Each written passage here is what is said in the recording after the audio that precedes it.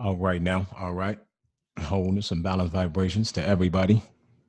Before we get started, family, I just want to say thank you to everybody that's tuning in. I want to give a nice honoring to the ancestors. I want to give an honoring to the ancestors for leaving a trail for us to follow.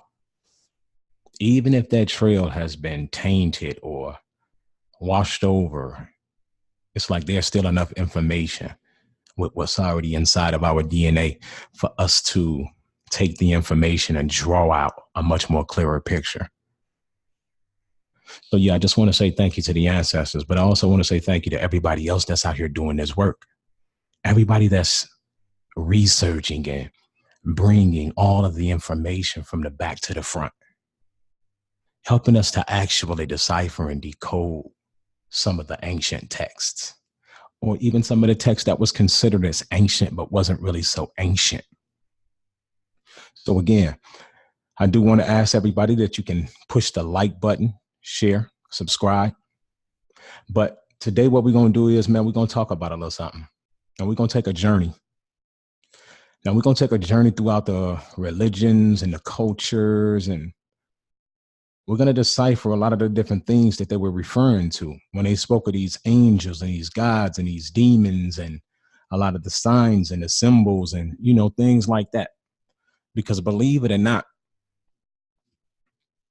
there's a misform of information. And what that's doing is it's causing us to actually mix and mingle too many facts with fiction.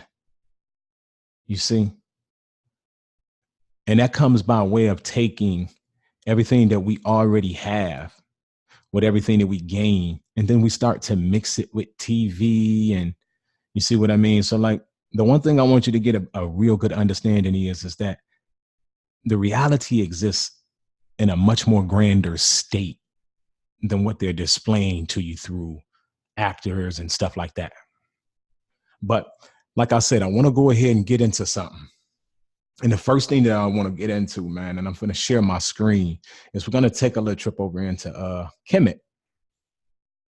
I'm just going to go on here real fast.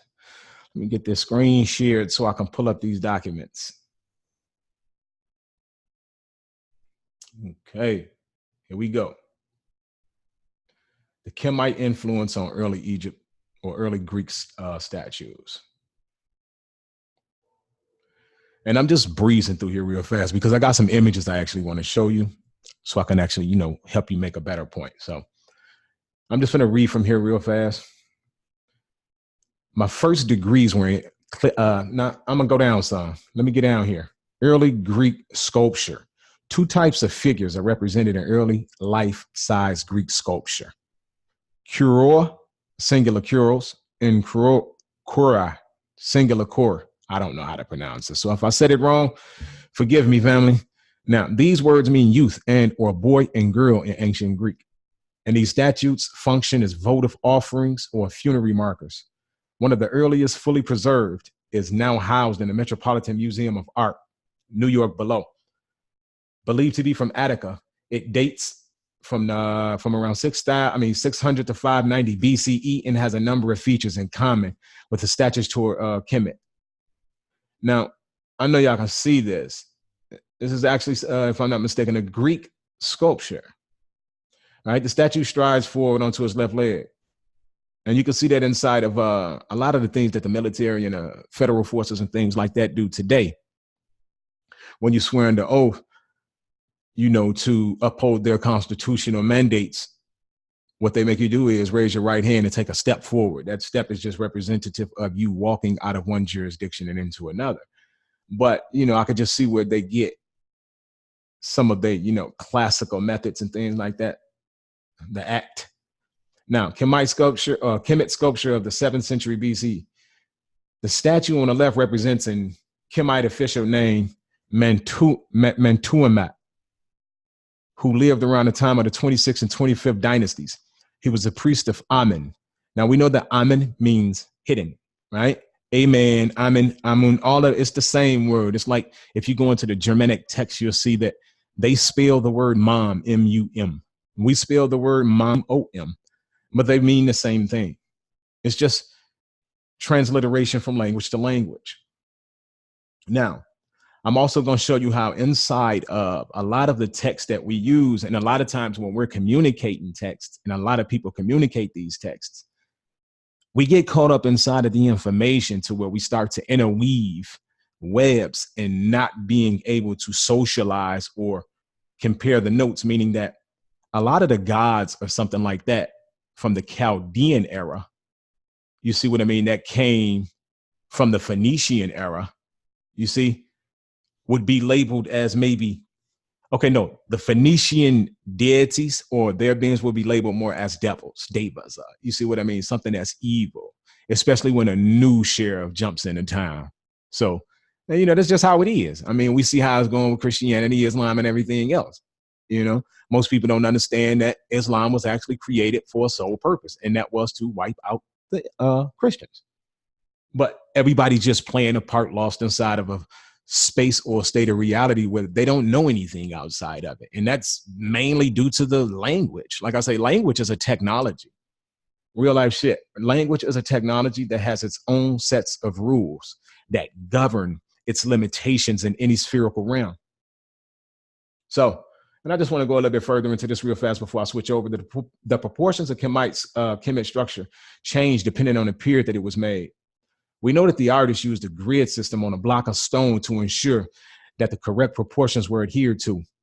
You can see on this statue the strident stance and fists that early Greek sculptures copied. There were differences as would be expected when one culture is influenced by another.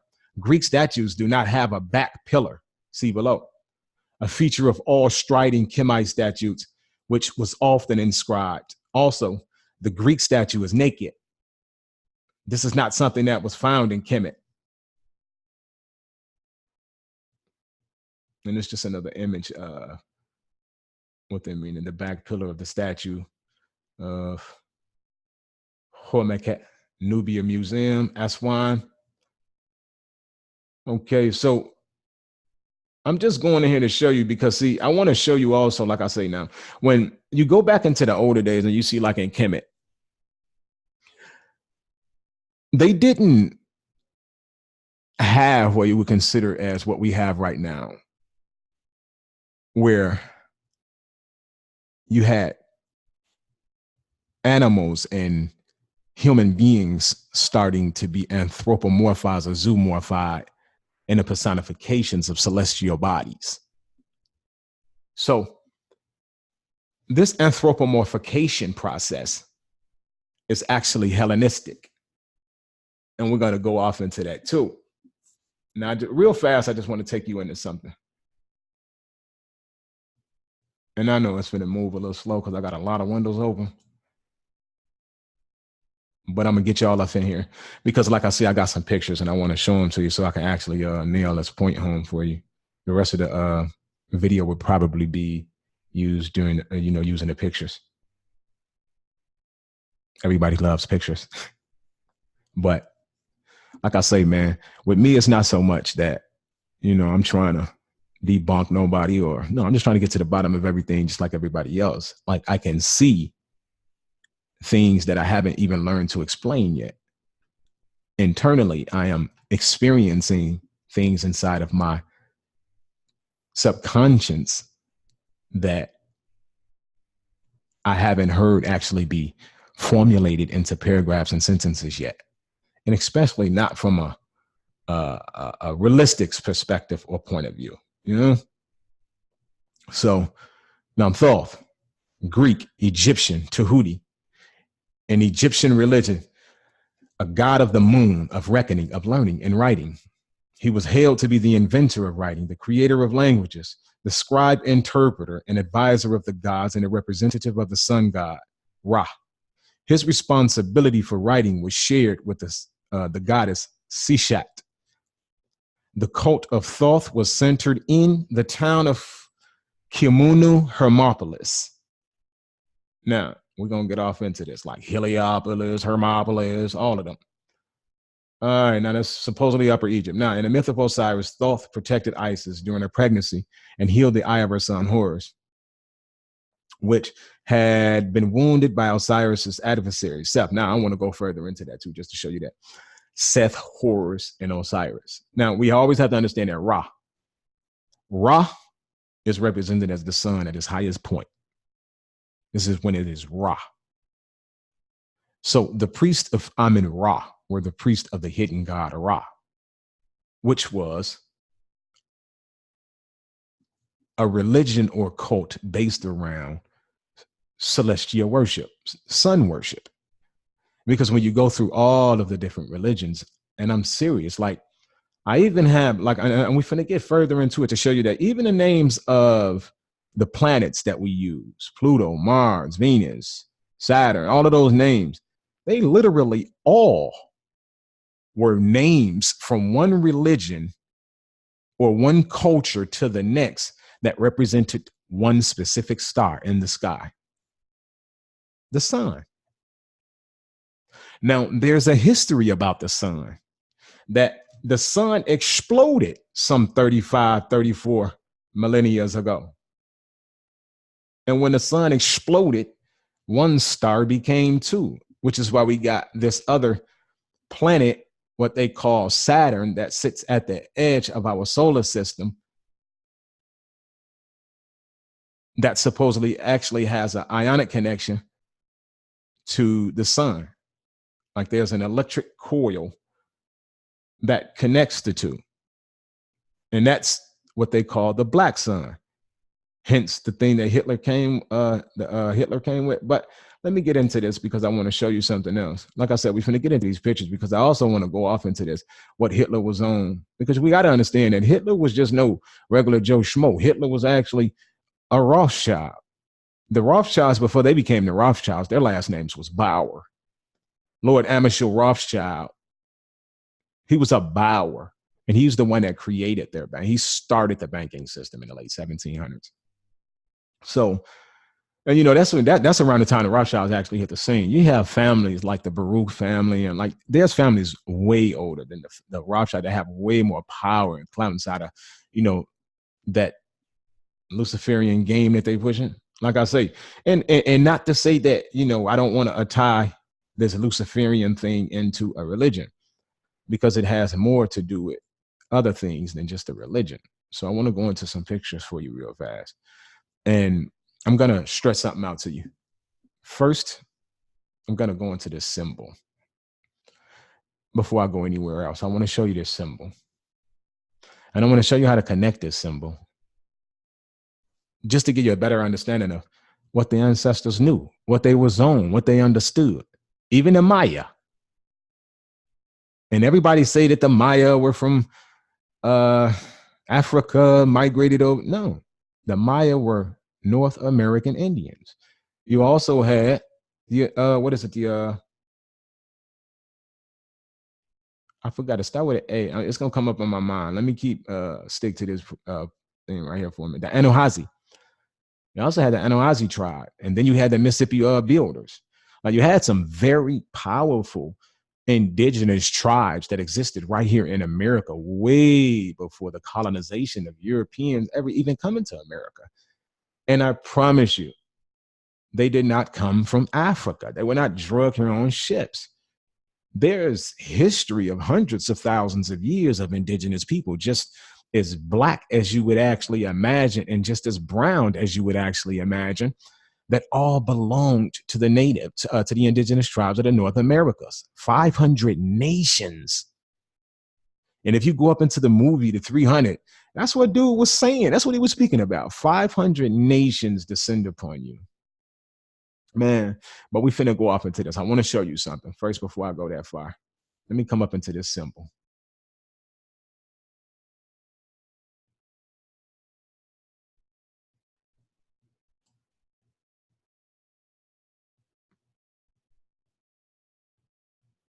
I'm finna show you guys a couple of symbols like this right here first, because I want you to get a real good understanding of what we got going on. Okay, so now you see how we have the swastika. Now you see the different shapes of it, right? Now, All of these different shapes, literally, and that's the reason the names are bound. They're representative to how the culture that used it drew it, how they used it. It doesn't literally mean a specific thing. Like they say that the swastika, if it's turned to the right, represents Canada. If it's turned to the left, it represents Cali. You see? Or I'm sorry, if it's turned to the left, it's Canada. If it's turned to the right, it's Cali. It represents Cali, which is a negative or dark force. So now we're going back into positive, negative, masculine, feminine, and all of this right here, the dualities against light and dark. You see? The battle of the forces. But there is no such thing as masculine and feminine. You have phase conjugates, right? Like you have charge and discharge. These energies literally are just the same force of energy spinning in different directions. And in between them is what we call a dielectric inertia plane, dielectricity. Magnetism is the result of electricity. Literally, we live in an electrical universe, an electrical reality. I know a lot of people say, well, what about the sun? You have to understand that there's a time that's recorded in history, even inside the Bible and other texts throughout native texts, that the moon, and I didn't mean the sun, the moon wasn't there. The moon didn't exist. The moon is a satellite. This is the reason China's releasing their own moon full of what? Electrical gadgets, electronics, technology. Because even what happened in, what is that, the 50s, when they released that satellite up there called Sputnik. What Sputnik did was turn the reality into a satellite reality where everything was electrical. All information moved simultaneously at electric speeds. And you know, it's hard to actually fathom, grasp, or develop opinions inside of a reality where everything changes just as fast as it appears. Because information moves at electric speeds and it's all simultaneous. So the one thing we have to understand is that anything that moves at electric speed is also X-ray. You see? So I just want to go a little bit further into this, man, so we can get an understanding on some things. Because I want to show y'all something, man. You see what this sign right here? Everybody understand it as the Fibonacci spiral. Phi, golden means, right? Now, I just want to show you the commonality in it. And a lot of people are already familiar with this, but a lot of people aren't familiar with the commonality of it, or to be able to draw it out and place it into the realm of so many qualifications. So, but I want you guys to see something, because here, let me go back here for a second. I want you to get a real good understanding of something. It's real important that we see this. You see this swastika, but can you see what's in the middle of it? You see this? And we're going to get a little bit deeper into this. I want to make sure I got this. Now, you see where they get this from? You see? This is the swastika. This is the symbol of the swastika.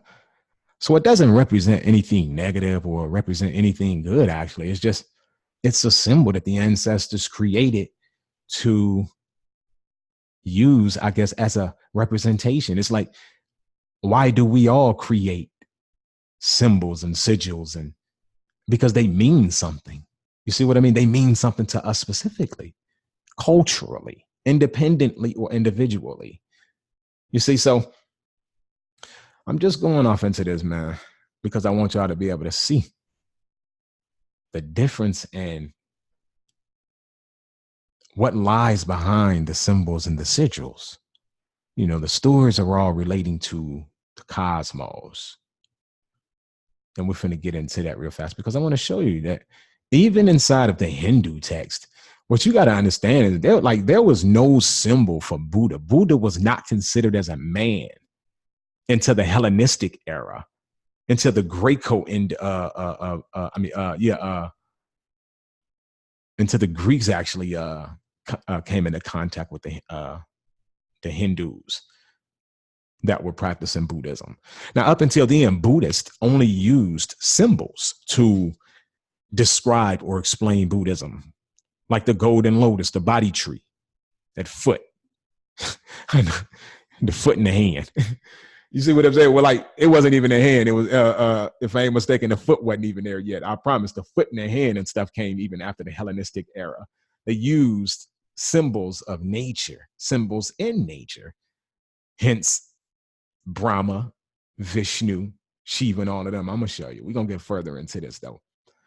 But you get to see how this symbol is actually replicated throughout the reality on multiple scales. And it's everywhere. It's inside of the genome. You see? And I just got some nice pictures for y'all, man, so I can show y'all. You see, pictures say 1,000 words. But just to give you a breakdown, all right? These are stellar movements in an electric galaxy. All right? And I don't know if y'all are familiar with the Birkeland currents. Look those up. Get deeper into that. But you see that these symbols literally are being used in different patterns, like they're formed different throughout cultures, like the ancestors. And when I say ancestors, I mean all ancestors, man, because literally we're all a single species. We come out of the mixing or a cauldron of DNA from other species, but we're all a species that belong to a single solitary form of consciousness that has different aspects or functions. So now you can see in Scandinavia, this is not, they use these symbols right here actually in petroglyphs and shit like that. Scandinavia, they have them all carved out into the rocks, and they even got some out here in Arizona, petroglyphs and things like that. But I can show you what they represent. You see what I mean? So it's just like, we're just going to get a better understanding of the symbols and stuff real fast, because I want to go into a story. And you see here, they got the image of the sun, and this actually was the representation of Saturn.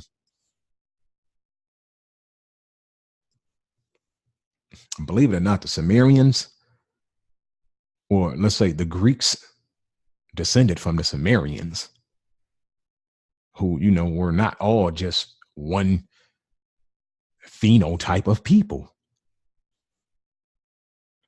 You see, this is when you started to get into all of your spooky shit, right? Let me go off into something real fast. I just want to, I want to take this somewhere so I can show you guys something.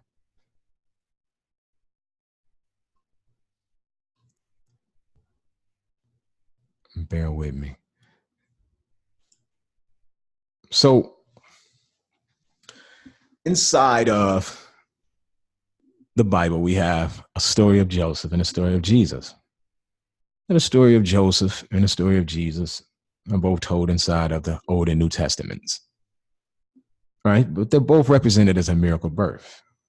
Right? They both had 12 brothers, and they both were sold, one by Judas, which was a man, and one by Judah, which was a whole tribe.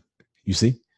Now, if you go back into the Bible, you also see where it starts to speak about, you know, your brother being sold. And I don't know exactly what scripture, but just telling you how immoral it is for, you know, your brother to actually make money off you, make a profit off of you, which was told inside of the story of Jacob and Esau when Jacob was robbed of his birthright, right? And this is what we're going through in America right now with this pledging system, this treaties or contractual system, is we're being robbed of our birthright. You see? But it's the same story. Now, Jesus was sold for 30 pieces of silver. This 30 pieces of silver represents the 30-day lunar cycle, literally. Because the sun, Jesus is represented as the sun. Now, it's not Jesus, because there was no J. It was not Jesus. It was Jesus, like EA, but they spelled it different with an I. But it was Jesus, mean EA, Inky, and Zeus. So just letting you know that this is a mixture. There's a cauldron of Greek and Sumerian literature going on here, which you will start to see all throughout Buddhism, literally. And that's what it's all about. I'm going to go up here a little bit and show you a little bit more. I got some more shots I want to show you. I want to break this down to you. Now, Brahma, Vishnu, and Shiva. Brahma, Vishnu, and Shiva were the heat, the light, and the flame of the sun. And now there's more, connections to this, but you can get this. It's a book. It's called The History of the Mystery of the Number 3, or Triple System of the Ancient. John Bates, 1852, page 19. Remember that, 1852, page 19. Now, Brahma is described of a black, Vishnu of a red, and Shiva of a white complexion. The Egyptians also represented the sun as a man, and they dressed him up in a flame-colored robe. They also represent Osiris, black, Typhon, red, and Horus, white. And now you can actually, like I say, there's way more, links to this, but these are, older books. The History and Mystery of the Number 3, on Triple System of the Ancient, John Bates, 1852, page 48. Now, the sun at night and in the west is Vishnu. He is Brahma in the east and in the morning. I'm sorry. He is Brahma in the east in the morning.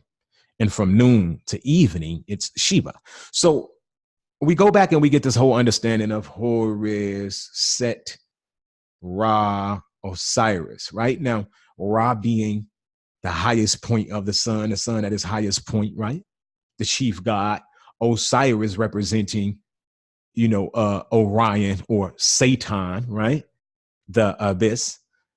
Horus representing the sun as it rises, which is why the story goes back into explaining how every morning Horus would win the battle over Set by conquering the horizon and sending Set back into the underworld, because Set is just a representation of darkness. You see? Now, the ancestors were really, really, when you like what we would call today as superstitious.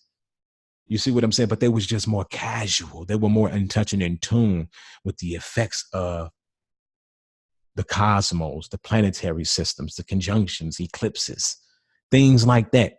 You see what I mean? So, and just think about it, what did they call it? The procession of the equinoxes.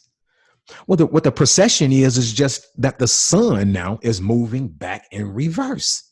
It's just going back through the entire zodiacal system or the constellation that we know how to refer to. Now, the system that we functioning on don't give us a descriptive detail of what's all being mapped out or has been mapped out inside of the sky.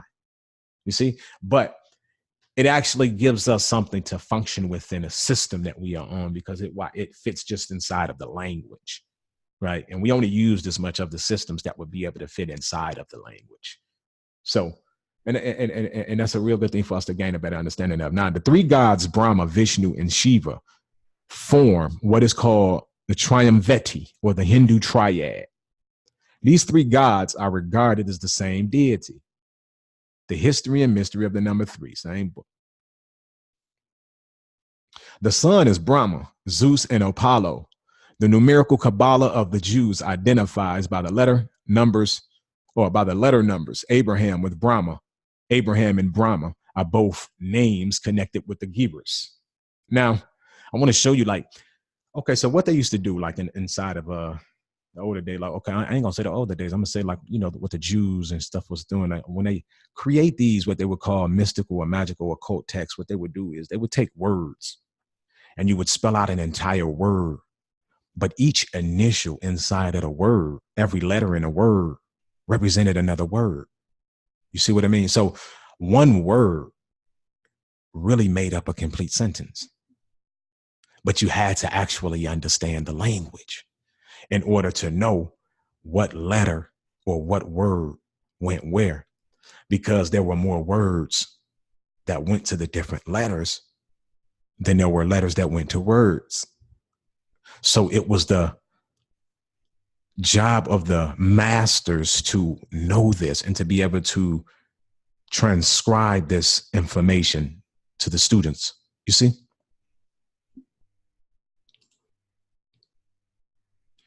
One second. I'm just going to go off into something else. Now, I went there. Let me pull up something.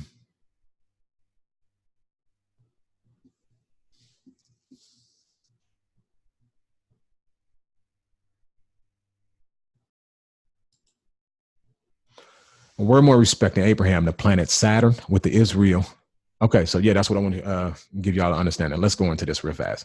A word more respecting Abraham, the planet Saturn, was the Israel of the Chaldees, or the Chaldees, and it was personified by both of them and the Phoenicians under the name of Abraham. So now, what the Chaldeans called Abraham, it meant the same thing in Phoenician as the name Israel. You see, because the name Abraham means Saturn in Chaldea, but the name Israel was a name that was coined by the Phoenicians representing Saturn. You see, and it was a name given to the Canaanite people of Phoenicia. You see what I mean? That came up out of Phoenicia. How about that? Now, okay, I said now it was personified by both them and the Phoenicians under the name of Abraham, which signifies the father of people, figuratively, the stars of heaven, which are called his seed forever. Saturn has the son of Terra, the earth. Saturn was the son of Terra, the earth. Abraham was the son of Terra.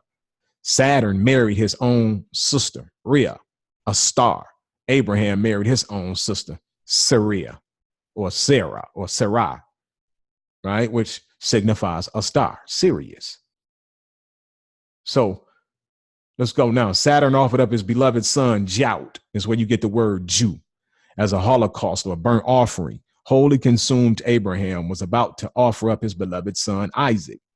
But a ram, zodiacal, was found as the substitute. The planet Saturn was called Israel by the Phoenicians and Chaldees. The patriarch Abraham is synonymous with the name Israel throughout the Bible, and thus throughout the New Testament, which is but a new version of the pagan mythology. Abraham is precisely the same hieroglyph for time, which Saturn was in the old system. You got to get into them hieroglyphs. Right now, Philos Biblius of the 1st century expressly assures us that the Phoenician name of Saturn is Israel, and Israel and Abraham are names constantly confounded and used as perfect synonyms with each other throughout the Old Testament. Now, you can get this. It's a book. It's called The Comet, Volumes 1 and 2, H.D. Robinson, page 200. Now, and let's just go into it. Oh, yeah, let me show you something. Here we go. Now, the Earth without the moon. The period when the Earth was moonless is probably the most remote recollection of mankind. Democritus and Anaxagoras taught that there was a time when the Earth was without the moon.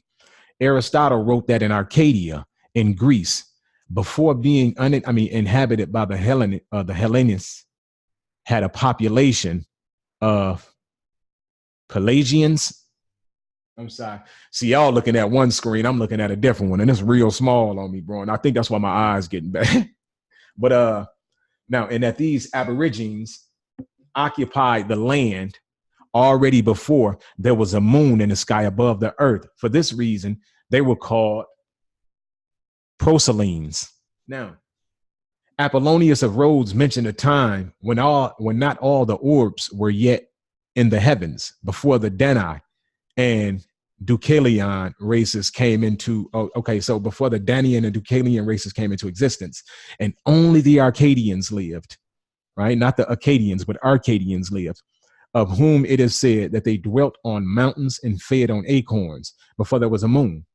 Plutarch wrote in the Roman Questions, there were Arcadians of Evanders following the so-called pre-lunar people. Similarly, wrote Ovid, the Arcadians are said to have possessed their land before the birth of Jove, right? And the folk is, and I don't know if y'all, you know, a lot of people don't understand that Jove is Jupiter. And the folk is older than the moon. So Hippolytus refers to the legend that Arcadia brought forth Pelasgus of greater antiquity than the moon. Lucian in the astrology says that the Arcadians affirm in their folly that they are older than the moon. Censorinus also alludes to the time in the past when there was no moon in the sky. Now, I'm just saying, now we can't say that it's not possible, because we got China right now releasing a whole moon into their sky. And that moon is literally supposed to go into the orbit. And now I also got documents to show that, man, you know, the planets, the way they sitting right now inside of the orbit, how they sitting inside of this orbit or positioned inside of the solar system, they wasn't always like that. This is recent. This is more newer. You see what I'm saying? That the sun, that the planets are actually rotating inside of this gyroscope or kaleidoscope of simultaneous rhythm, like serious. Now, some allusions to the time before the moon may be found also in the scriptures. In Job 25:5, the grandeur of the Lord who makes peace in the heights is praised, and the time is mentioned before there was a moon and it did not shine. Also in Psalm 72:5, it is said, thou was feared since the time of the sun and before the time of the moon, a generation of generations. A generation of generations means a very long time, of course. It is of no use to counter this psalm with the myth of the first chapter of Genesis, a tale brought down from exotic and later sources. The memory of a world without a moon lives in oral tradition among the Indians. The Indians of the Bagata Islands, of the Bagata Highlands in the eastern Cordilleras of Colombia relate some of their tribal reminiscences to the time before there was a moon. In the earliest times when a moon was not yet in the heavens, say the tribesmen of Chipchas, there are currently 3 theories of the origin of the body. The moon originated at the same time as the earth, being formed substantially from the same material, aggregated and solidifying. Now, and I'm sorry, I should have said number 1. Let me restart that for you guys, because I kept going. Now, there are currently 3 theories of the origin of the moon. Boom. The moon originated at the same time as the earth, being formed substantially from the same material, aggregated and solidifying. Or 2, the moon was formed not in the vicinity of the earth, but in a different part of the solar system and was later captured by the earth. And I don't think it was actually captured by the earth. I think the moon was brought here from another solar system. The moon was originally a portion of the terrestrial crust and was torn out, leaving behind the bed of the Pacific. No, I don't think so. Seriously. Now, all 3 theories claim the presence of the moon on an orbit around the earth for billions of years. Mythology may supply each of these views with some support. Genesis 1 for the first view, the birthplace of Aphrodite, from the sea of the third view, Aphrodite's origin and the disruption of Uranus, and also the violence of sin. The Babylonian moon seems to support the second view. Since mankind on both sides of the Atlantic preserved the memory of a time when the earth was without a moon, the first hypothesis, namely of the moon originating simultaneously with the earth and in its vicinity, is to be excluded, leaving the other 2 hypotheses to compete between themselves. We have seen that the traditions of diverse peoples offer corroborative testimony to the effect that in a very early age, but not still in the memory of mankind, no moon accompanied the earth.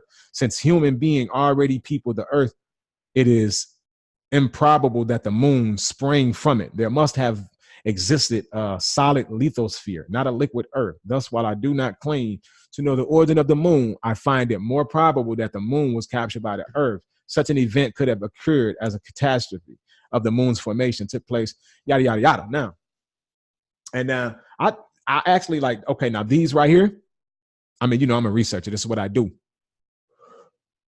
I found these surfing the web.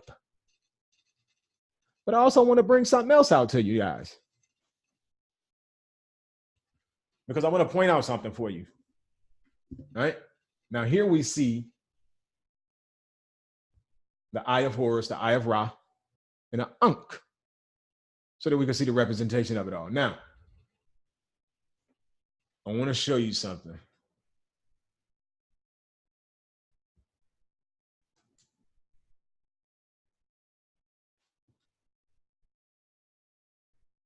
Okay, so now let me go off and hold on. Okay, this is about my man Two Ball Kane here, but I got to go into something else. I got to go into something else because I want to show you something since I'm on the subject. Okay, now, first of all, I want to show you this: Egypt, Sumer, Peru, India, Turkey. Right? They all using this symbol. They all using this swastika one way or another. They used it both ways, so they just let you know. You know, they collapsing consciousness onto itself. Now, something else.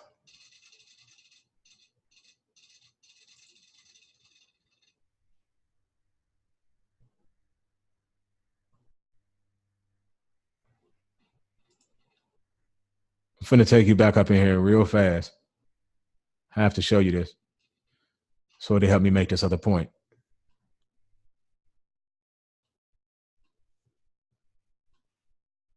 Now, first of all, I'm finna show you something. Here goes 34 names, different names of sun gods that were represented throughout one religion or culture or another. All of them are the names of sun gods, right? Now, here you can see all of these names are literally the names of crucified saviors. All of these saviors right here are said to have been crucified. But we know for a fact that each and every one of them, Jesus or Eros, Isus, right? All of them were literally the representation of the sun, right? Check them out: Tammuz, Attis, Fresna, Dionysus, Mithra, Jesus Christ, all of them, right? And you see how we got the 12, 12, 12, 12 constellations, 12 families, 12 tribes. It's just 12, 12, 12, 12, 12, 12, right? But at the same time, there's much more going on than the number 12. But you have to understand how they have outlined their script, so to speak. And I have a book up in here, man, that shows you that. I'm telling you, hey, America, Russia, Syria, man, all of them people, they in bed with this stuff together. Like, you know, they make it look like it's wars and this, that. Man, listen, these people are playing a game. And that game is just literally conquering our consciousness. It makes us tune in and get emotionally involved to where we start deciding and taking sides, not realizing that it's all the same thing. Now, I'm finna show you something, right? We're finna talk about this star for a second, right? Now, Sirius, this is the star in the east in the Bible story. All right, now we get this. I'm finished because I just want y'all to see this. Now, the three kings are Orion's belt. Boom, boom, boom. 3 stars. Sirius is the star in the east. Now, we get this now. The east, the star in the east that led the Magi. 3 kings, Orion's belt, bam, the sun, birth of God's son at winter solstice. That's what we have to understand, right? That during the spring, okay, let me give it to you like this. There's a point in time that the sun sets off. It travels. On half of the year, it's toward the north, the northern hemisphere. The other half of the year, it's more towards the southern hemisphere, the blue and red spectrums. Well, the ancestors developed this enigmatic relationship, not just with the stars and the sun, but with nature. Right now, the fact that we have what we call a zodiac, it's proof, it's identity in itself that the ancestors had either anthropomorphized or zoomorphized the constellations. You see? Now, there are a multitude or a slew of reasons incorporated in why names were added to certain things. For instance, we think that Batman is just some mysterious action figure, and that there is no substance or root to the existence of where it originates from. But technically, Batman is a real live story of a demonic entity, right? Half bat, half man. And I'm going to say this. I'm not giving them the supernatural thing or, that crazy gadget, over the top explanation that they're giving them inside of the movies. But we have to understand how they move, how they can function. You see what I mean? So you can look that up, man. The story of Batman is actually a true story. There was a bat that actually used to attack some of the villagers, and the bat was large. It was a large bat. Now, do we believe that it was specifically a bat? Who knows? It could have been some of the priests and the elders dressing up as a bat. You see what I'm saying? Like, we understand that they loved it to wear costumes. So a lot of these different stories that they write up, and a lot of villages and things were writing up as what they witnessed and what they seen. These texts have been altered. You see what I mean? Like, knowing that these texts have been altered, it just goes to show you how much have been taken out, how much wasn't translated or transliterated, and how much of it we actually really got. You see? So we can't say that, okay, well, look, man, the ancestors said that this was going on. Okay, look, they said that. Like, if you go off into who is Dagon, Dagon was represented in a form of a fish, no different than Jesus. Jesus was represented in the form of a fish during the age of Pisces. You see what I'm saying? Now, and I don't want to get too far. Now, we know that the Virgin Mary literally represents Virgo, the constellation Virgo, Virgo the Virgin. Bethlehem means house of bread. Now, you can look this up. Here's where we're going with this. And I'm just shooting you through this. When they say that Jesus was speared in his side, it's the same as when Horus was stung in his side by a scorpion. Sagittarius, right? The archer. So, and this is when the day starts to get shorter. So it's like an attack on the sun. You see what I'm saying? Same story. Literally. Let's go off in here, though. Remember this right here? Now, in the story, Moses was represented by the ram. But Moses ain't the only person that was represented by the ram. King Sargon, Mises, Musa, right? These are other people that existed with the same name, but really was just a representation of Akhenaten, but was represented by the ram. But what the ram was a representation of is the sign, Aries. And I'm finna show you why. In the Bible story, it explains how Moses came down from the mount of whatever, the olives, the Mount Olive, whatever. He came down with these tablets from God. Well, when he saw that the people had turned back to worshiping the bull or the golden calf, he snapped, he spazzed, he broke the tablets. And what this was, the calves was representation, or the golden calf was representation of the sign Taurus, the bull. Because from Taurus to bull, you go into the ram, which is Aries. Moses represented Aries and Jesus represented Pisces, the fish. So these are just allegories that are hidden inside of the language, but I'm just showing you that throughout all of the cultures, they're discussing the same things, but they're keeping tabs and track of the different events. Like, for instance, the eclipse has a name, Rahu.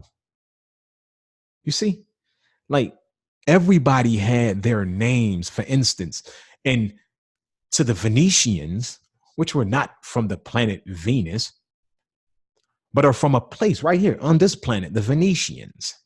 They didn't worship the planet Venus. They worshiped the sun under the name of Venus. But because they have a whole nother story that has been comprised and compacted into our story and mixed in, it has been made to seem as if all of these different beings are different concepts or different planets or different beings, when they're just a merger of religions from different cultures. You see?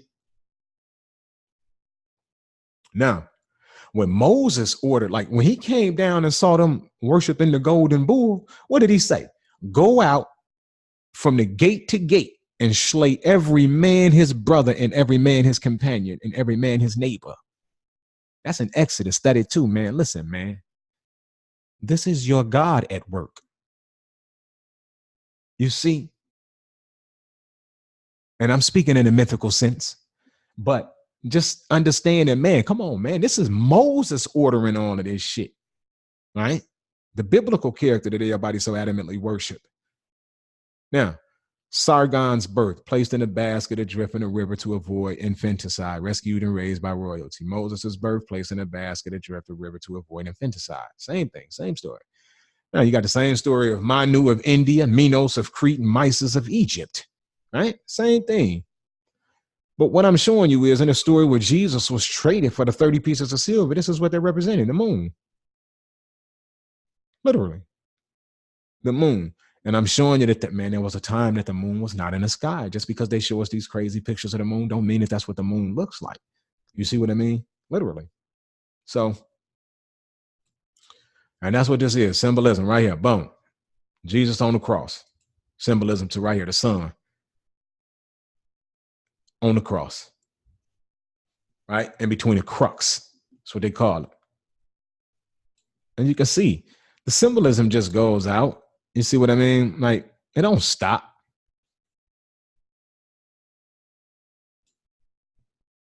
Precession of the equinoxes, approximately 26,000 year cycle, 2,150 year age. Taurus, 4300 BC from 2150 BC. Aries was 2150 BC to 1 AD. Pisces was 1 AD to 2150 AD. You see? So Aquarius is 2150 AD to 4300 AD. So that's all it is, man. They're just giving you a whole breakdown. So when y'all get to wondering, who is the Statue of Liberty made after? Mithra. It's literally made after Mithra. Here, you want to see a better picture of him? Mithra.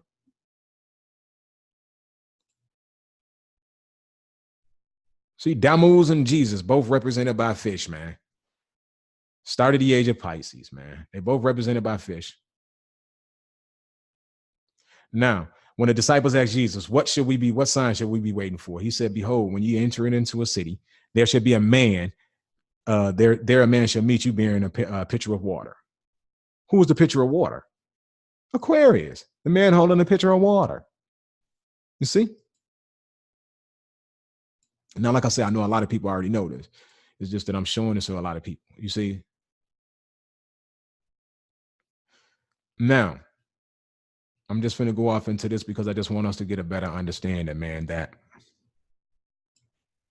what we got taking place here, man, is not devil worship or anything like that. You have secret societies that they use religion as a forefront. Literally, you got it going on right now. If you ain't paying attention, you got a lot of people right now that's trying to draft or construct their secret societies behind the same doctrines and information as the old watchers. But the thing, it's all about economics. Like they say, truth. What do you say? Truth is the force. Economics is the course. Right? That's their saying. Truth is the force. Economic is the course. So it's really all about economics. You see what I mean? So, and when you get to going all off into everything, you got to understand that, man, what they was declaring as gods, like what was giving them the most money is trade and things like that. Because if you go up into the movie like Gods of America or that show, they'll show you that, man, they're using even technology is represented as a god. Because why? The gods are literally technology. You see what that's a human word. That's a man-made word. You see what I mean? The gods are represented by different things. Seriously, not kings. The kings are the representatives of the gods. But the god was and always has been the sun. You see what I mean? Until you had, like, okay, for instance, when they say that Tahuti, who is to the Kemetans, is the same as Thoth to the Egyptians, but who is the same as Hermes to the Greeks. And they're the Lord of the moon, right? The Lord of the moon, not the moon, Lord of the moon. Who is the Lord of the moon? The sun. Lord over it, of it. You see, that's like inside of the language right now, they tell you, hey, man, you get a trial by jury. Well, you know, a trial by jury and a trial with jury are two different damn things. But if we don't understand a language, just these simple words, if that we think that they all mean the same thing, that we use them, or how they mean in a context that we use them in today, then we get lost. Like, for instance, it would be insane to assume that the word colored person today means the same thing as the word black person from the 1700s. And we would be just as insane to think that the word black from the 1700s means the same thing as the word Negro from the 1900s, and that they all simultaneously mean the same thing as African American or colored. You see, like, it would be insane for us to actually not be able to separate context and key characteristics of the content so that we can go through it, decipher it, break it down, and see what was going on in this time. Because you actually have to, you actually have to immerse yourself into the reality of it all. You see? So I just wanted to go in there and show y'all, man, that, basically when they're talking about all of the gods and this, that, and the other, man, like literally Lucifer, like, what was I going to show you? Where we at? Satan, all of them, man. Let me show you. Here's Lucifer. You see what I mean? Lucifer, the light bringer. Like they say, Venus, brightest star in the morning sky. No, the sun is the brightest star in the morning sky. But we just have to understand that the Venetians worship the sun under the name Venus. You see what I'm saying? And you had the Greeks that worshiped the sun, a different body of it, right? A different aspect or a characteristic of it under Aphrodite. And this is all they were doing. It's like they understood the things that took place when the sun either rose or went down. And those characteristics and the effects of all of that action and the interactions between the sun and the planet and life on it, it start to be identified. Now, today we call them names, but it don't mean that they were considered as names back then. It's just that now we consider anything with an identity. That's the name of it. You see what I mean? When in reality, hell, even the word name is fresh to the vocabulary, you see, or fresh to the human consciousness. Because technically, before the phonetic alphabet, there was no private identity. Before the phonetic alphabet, there was no private identity. It was only tribal identity. You see what I'm saying? There was no individual. There was no such thing as just I. There was none. It was all tribal identity. So, you just going in here and being able to see the sigils, man. When you see the sigil of Lucifer and see where they get it from. And I'm finna show you another one.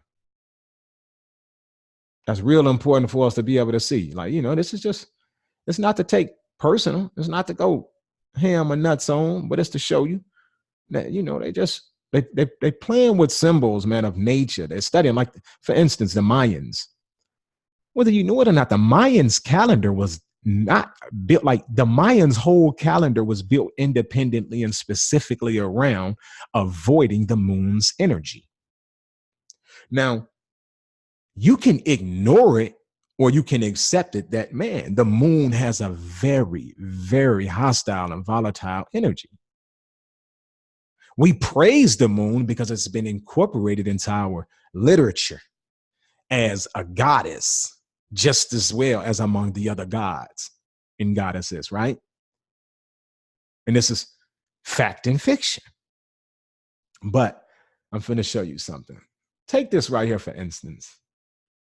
All right, we see this sign. This right here, 1 + 5 is 6. This is right here. This is called Saturn's grid, the grid of Saturn, right? But it's also the representation of a Sudoku puzzle. And people know a lot about that, 666, right? Because they add up to 15. But I'm showing you this sigil. See this sigil here? These two sigils? You ever wonder where they come from? Or where they've been used at? It's the same thing. And this right here, they're representing the Eye of Ra, sun worship. Literally. This is not Horus. This is the Eye of Ra. There's an Eye of Horus and an Eye of Ra. You see? Now, I don't want to keep y'all too much longer, man. I just wanted to go ahead and drop that up in there for y'all, man. You see what I mean? And I'm gonna show you something, man. That inside of the sun, and this is where they get this from. There's a portal that opens. They call it the heart of the sun. And at a certain point during the spring equinox, that portal opens. And for people that know how to astro travel, right, know how to consciously navigate and maneuver, you can travel into that light consciously, not physically, consciously. You can travel into that light, right? But going into that light, you would be able to enter into what they call the heart of the sun, which is an open portal. But that portal, once you travel through there, it takes you out somewhere. It kicks you out right here, right inside of the Taurus constellation. You see? So, you know, there's a lot of information hidden inside of the symbolism. You see what I mean? And why they actually use this symbolism, especially when you go off into seeing who Baal was. You see what I'm saying? Bel or Baal, whatever. It's the same thing. It's the same people. It's just culture to culture. They're representing it by other things. And I'm serious.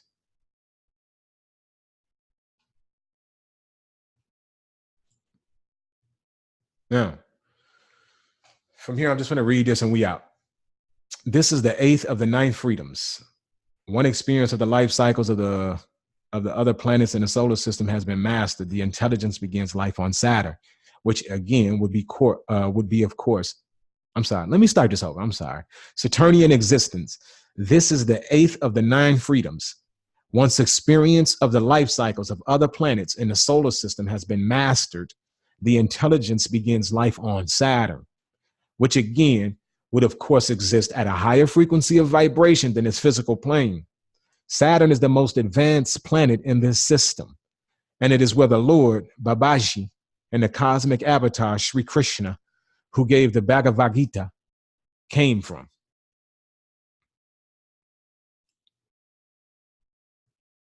So, like I say, man, I just wanted to bring this into y'all, man, just bring this down here so I can show y'all, give y'all a nice little breakdown of what's going on so that y'all, you know, we be able to arm ourselves and help people, you know, like when it come time to explain to other people, because a lot of people be trying to explain this or understand this information, and you know, that's all you do a lot of reading for, because it's just you being able to learn how to explain what you see and feel through understanding the different usages of the language, and then words that have been inducted into our language from other languages. You see, so with that being said, man, I just, you know, want to say that I love y'all, man. I do ask that y'all push the like button, subscribe, and share. Show some love. And with that, I'm not asking for anything else, man. Anybody got any other information you want to add or interject with this? You see what I'm saying? Just, man, get in my inbox, the energyexchange369 at gmail.com. Just let me know what's up.